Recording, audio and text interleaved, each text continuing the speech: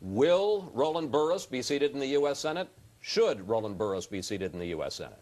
I would say yes and yes eventually. And I continue to marvel at the mess that the Democrats in Washington and in Illinois as well have got themselves into.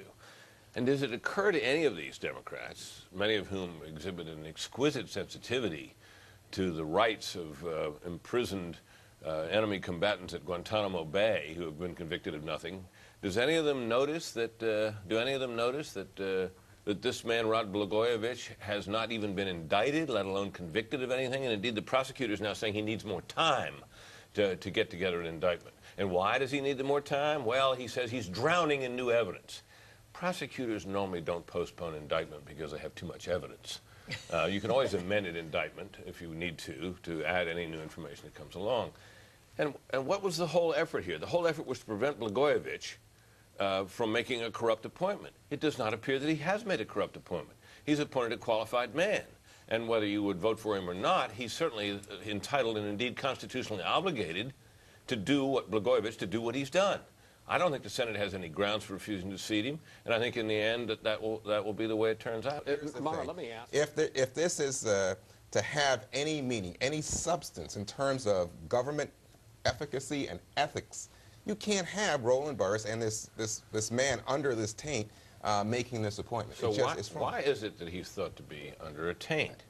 He's thought to be under a taint because an accusation has been made against him, not yet an indictment, by a prosacutor who, for all against Blagojevich, not against Burris. By a prosecutor who, for all of his success in court, has a propensity, as we saw in the Scooter Libby case, to say things in news conferences that he ultimately chooses or is unable to prove in court. That is all we have. We have his say-so. Someone was saying on the air the other day, well, we have the tapes. No, we don't have the tapes. The tapes, all we have is quotations from the tapes by the prosecutor, Patrick Fitzgerald, and it's not at all clear that when we'll see them, what they'll show, what the context was, or anything. This man is innocent until proven guilty in America, and he has a constitutional right, indeed an obligation, to make this appointment. There's no basis for a special election, really. That would have to be signed into law by him. He's not going to do that.